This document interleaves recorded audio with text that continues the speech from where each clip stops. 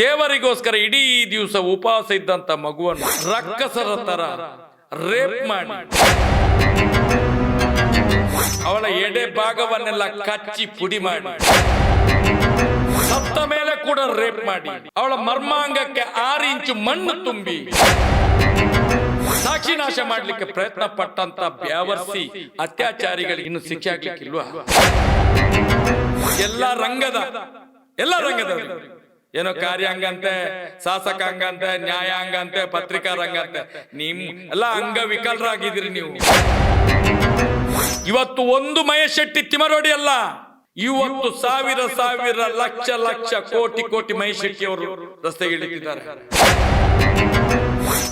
ಇವತ್ತು ಕೋಟ್ಯಾಂತರ ಜನರು ಪ್ರಶ್ನೆ ಎತ್ತಿದ್ದಾರೆ, ನಾವೆಲ್ಲ ಈ ದೇಶದ ಪ್ರಜೆಗಳಲ್ಲ, ನಾವಿನ್ನೇನಾಗಬೇಕು? ಈ ರಾಜ್ಯ ಸರ್ಕಾರ ಇವತ್ತು ಈ ಎಲ್ಲ ನಕ್ಸಲೇಟ್ಗಳನ್ನು ಕರೆಸಿ ಅವರನ್ನೊಂದು ಮುಖ್ಯವಾಗಿ ತರ್ತಾ ಇದ್ದಾರೆ. ಅಲ್ಲಿ ಜಾಗ ಖಾಲಿ ಇದೆ ಈಗ ಕಾಡಲ್ಲಿ. ಏನು ಸೌಜನ್ಯ ಪರ ಹೋರಾಟಗಾರರನ್ನು ಕಾಡಿಗೆ ಕಳಿಸ್ತೀರ ನೀವು? ನಾವು ಆ ಯೋಚನೆಯನ್ನು ಮಾಡಬೇಕಾ? ನಾವು ನೀವು ಹೇಳಿ, ಈ ದೇಶದ ಈ ರಾಜ್ಯದ ಕಾನೂನು ಒಂದು ಇತಿಹಾಸವನ್ನು ಸೃಷ್ಟಿ ಮಾಡಿ ನೀವು ನಕ್ಸಲೇಟ್ ಆಗಿ ಇನ್ನು ಮುಂದಕ್ಕೆ ಅಂತೇಳಿ ಅದನ್ನು ಬೇಕಾದರೆ ಮಾಡಿ ತೋರಿಸ್ತೇವೆ. ಈ ನ್ಯಾಯಕ್ಕೋಸ್ಕರ ಇಂಡೈರೆಕ್ಟ್ ಆಗಿ ಇದನ್ನು ಮಾಡ್ತಿದ್ದೀರ ನೀವು. ಅವರನ್ನೆಲ್ಲ ಕಾಡಿಂದ ಕರೆಸಿ ನಮ್ಮನ್ನು ಕಾಡಿಗೆ ಕಳಿಸುವಂಥ ವ್ಯವಸ್ಥೆ ಇದಾ ನಿಮ್ಮದು ಆಡಳಿತ? ಇದಾ ಫಂಡಮೆಂಟಲ್ ರೈಟ್? ಇದು ಸ್ವತಂತ್ರ ಭಾರತ? ಇದು ನಿಮ್ಮ ಮನೆಯ ಮಕ್ಕಳನ್ನು ಇದೇ ರೀತಿ ರೇಪ್ ಮಾಡಿ ಕೊಂದರೆ ಈ ದೇಶದ ಒಂದು ಮಗುವಿಗೆ ಎಷ್ಟು ಬೆಲೆ ಇದೆ? ಎಲ್ಲೆಲ್ಲಿ ನಾವು ಬೇರೆ ಬೇರೆ ರಾಜ್ಯಗಳಲ್ಲಿ ಒಂದು ಸಣ್ಣ ಮಗು ಬೋರ್ವೆಲ್ ಒಳಗಡೆ ಬಿದ್ದರೆ 100 ಕೋಟಿ ಖರ್ಚು ಮಾಡಿ ಆ ಮಗುವನ್ನಿತ್ರ, ಅದಕ್ಕೆ ಒಂದು ಜೀವಕ್ಕೆ ಅಷ್ಟು ಬೆಲೆ ಇದೆ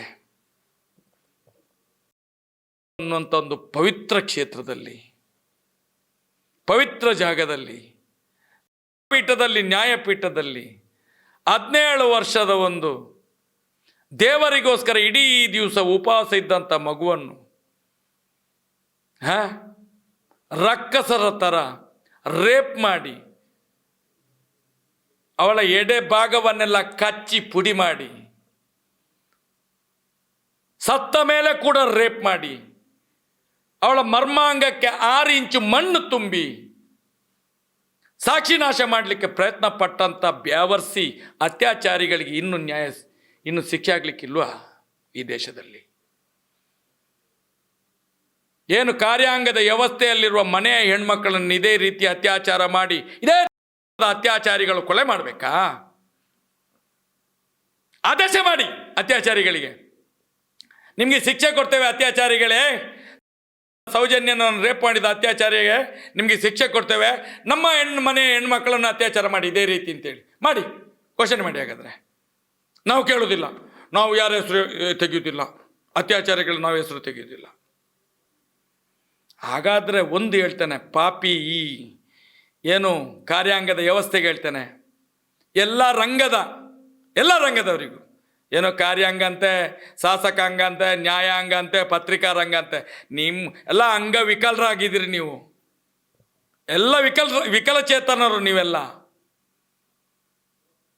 ಈಗ ನಮ್ಮನ್ನು ಎಲ್ಲ ಕಡೆಯಿಂದಲೂ ಹಿಡಿದು ನಮ್ಮನ್ನು ಅಂಗವಿಕಲ ಮಾಡಲಿಕ್ಕೆ ನೋಡ್ತಾ ಇದ್ದೀರಿ, ನ್ಯಾಯ ಬೇಡುವವರನ್ನು. ಇವತ್ತು ಒಂದು ಮಹೇಶ್ ತಿಮರೋಡಿ ಅಲ್ಲ, ಇವತ್ತು ಸಾವಿರ ಲಕ್ಷ ಕೋಟಿ ಮಹೇಶ್ ಶೆಟ್ಟಿಯವರು ರಸ್ತೆಗೆ ಇಳಿತಿದ್ದಾರೆ. ಎಚ್ಚರಿಕೆ ಇರಲಿ. ಮುಂದಿನ ದಿನಗಳಲ್ಲಿ ಜನಗಳು ಎದ್ದು ಕ್ರಾಂತಿಯಾದರೆ, ದಂಗೆಯಾದರೆ, ದೊಂಬಿಯಾದರೆ ಇದಕ್ಕೆ ಕಾರಣ ನಮ್ಮನ್ನು ಆಳುವಂಥ ಇದೇ ಸರ್ಕಾರ, ಇದೇ ಕಾನೂನಿನ ವ್ಯವಸ್ಥೆ, ಇದೇ ನಮ್ಮನ್ನು ಆಳುವಂಥ ಈ ಏನು ಪತ್ರಿಕಾ ರಂಗ ಇರ್ಬೋದು, 4 ರಂಗಗಳಿದ್ದಾವಲ್ಲ, ಏನೋ 4 ಸ್ತಂಭಗಳು, ಎಲ್ಲ ಗೆದ್ದಲು ಹುಳ ಗಿಳ ತಿಂದು ಹೋದಂಥ ಸ್ತಂಭಗಳಿದೆಲ್ಲ. ಮಾಡಿ ನೀವು ಮಾಡಿ, ನಮಗೆ ಸಹನೆ ಇಲ್ಲ, ಇನ್ನು ನಮ್ಮ ಸಹನೆಯ ಕಟ್ಟೆ ಒಡೆದೋಗಿದೆ.